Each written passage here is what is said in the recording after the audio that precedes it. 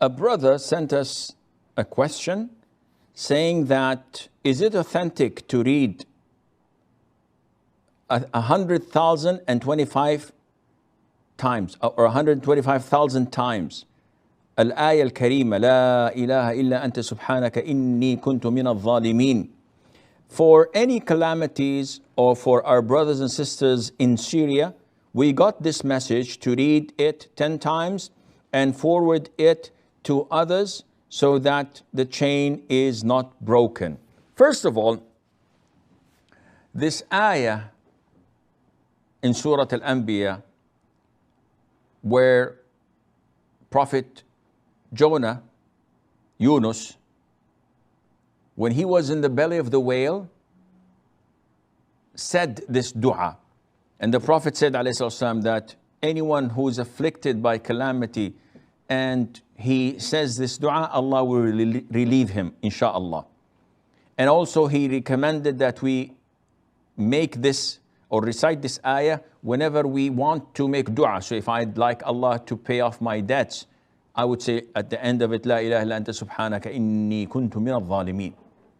But to put a limit to it, such as 10 times, or to associate it with reciting it 125,000 times and sending it to 10 people who would send it by in turn to other 10 people, and this is 100, etc.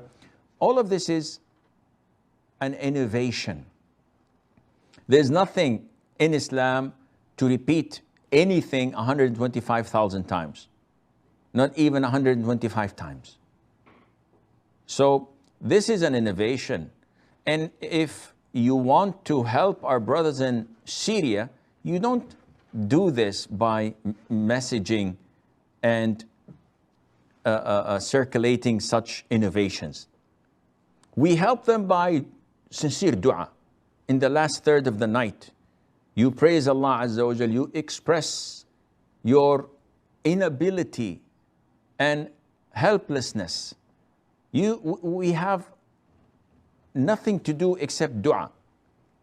Some people may have something a bit extra by influencing their representative in the parliament or in their government, by providing humanitarian aids, maybe something a little bit more. It depends on each individual's ability. But what we see is that the Muslims are not doing anything. And dua is one of the strongest weapons we have, yet it is not sufficient. We have to do something more other than dua.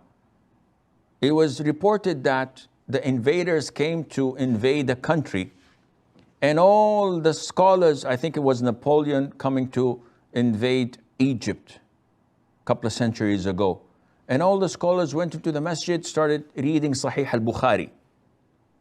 What is this going to do for you? If you don't know how to fight, if you do not defend yourselves, you're going to be slaughtered like sheep. And if you don't help your brothers after they're through with them, they're going to come to you to finish the plot. They have plotted it years and years ago.